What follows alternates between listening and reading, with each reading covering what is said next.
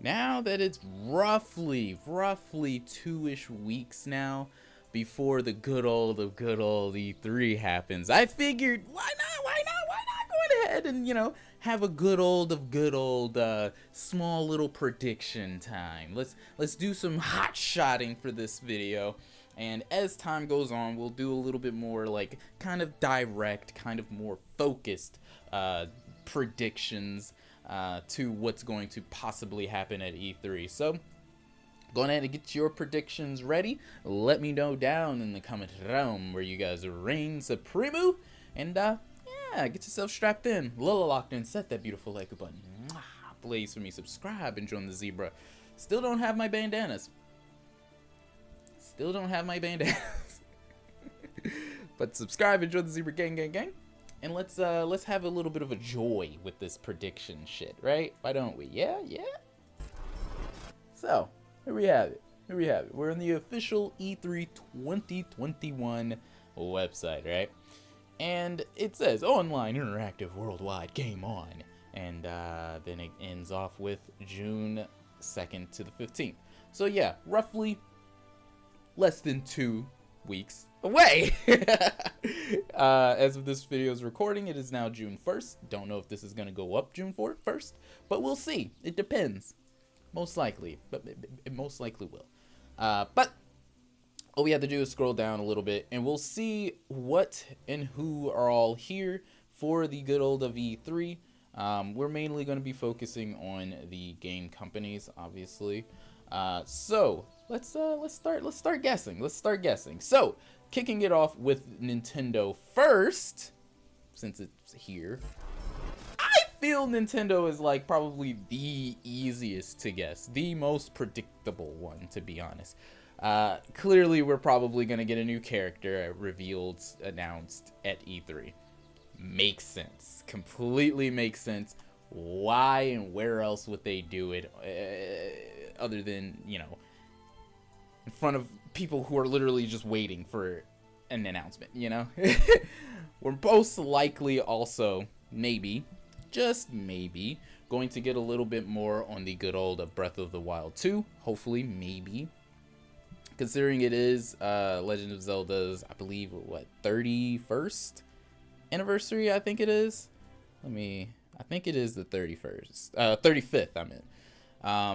As well as, I think that this year is also some anniversary for Mario, or was that last year? And then there's something, there's an anniversary for Pokemon, 25th. So there's a lot of anniversaries.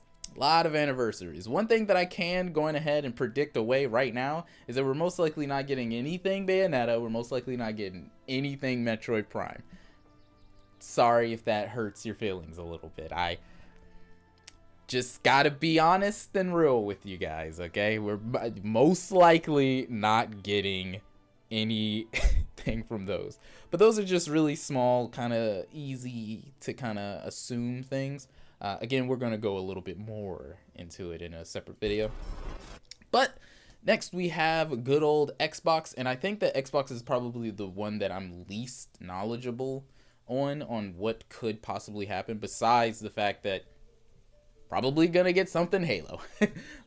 That's all that I can assume from Xbox. But at the same time, Xbox is one of the presentations that usually is where they announce some of the new games that are multi-platform. So there's a possibility for a lot of things out of Xbox in the grand scheme of things, but mainly we're probably getting fucking Halo.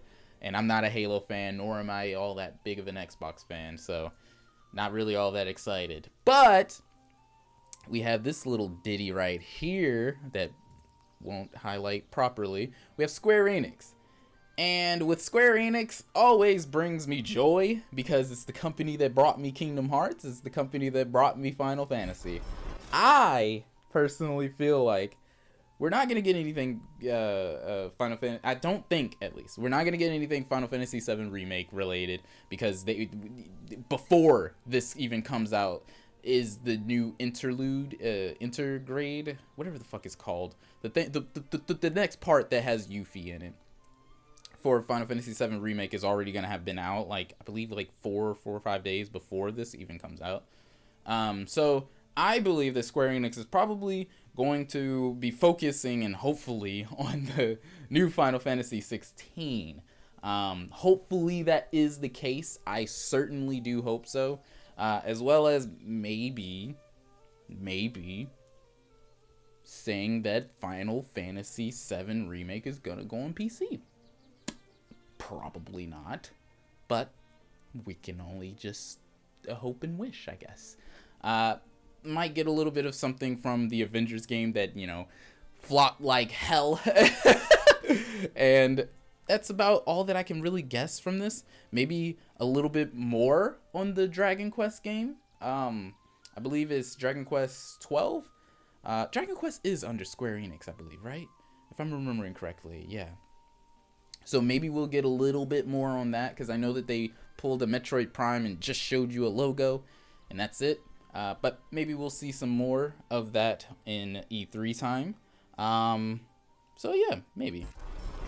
Next on the list, we have Ubisoft, which I am not a huge knowledgeable person on for. But I can just assume maybe Assassin's Creed, I guess.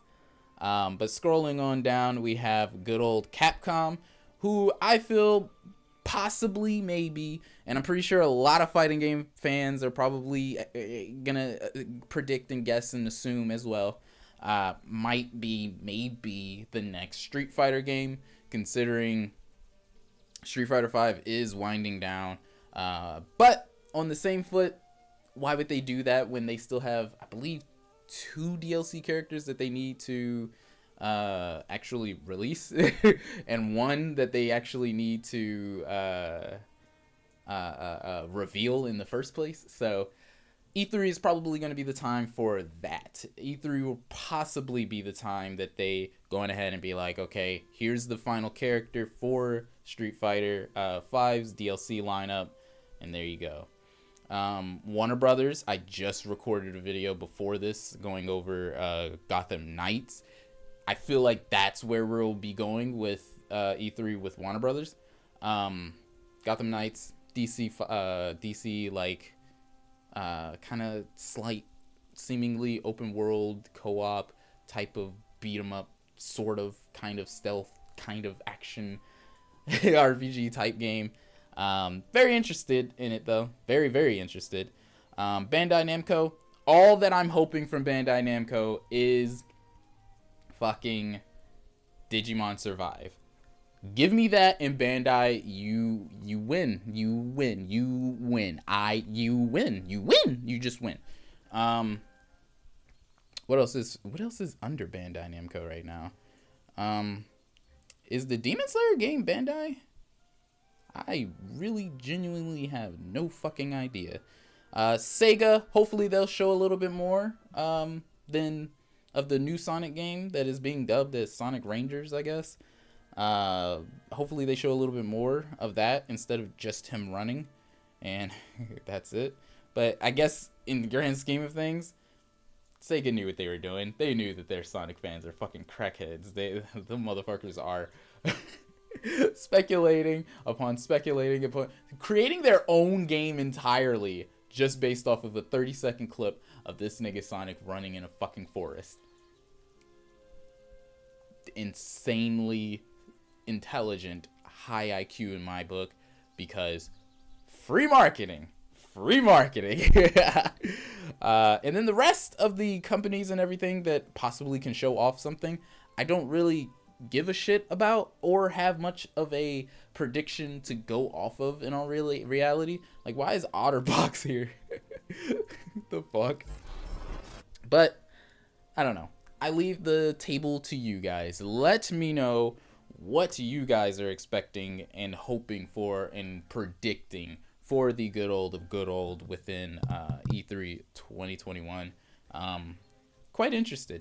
As well as look forward to, go possibly a little bit more of a deep dive into different things that could possibly happen with E3. Because again, there was a lot of companies for me to, give little tidbits to, and not enough time. Not enough time. It's already hitting that 10-minute mark. That's all that I got for you, though. Daddy's Zebra, the best on YouTube, signing the fuck off. Have yourselves a nice rest of your day, and a nice juicy hot chickadee a goddamn cha, my friends. Holy shit, this should be a great month.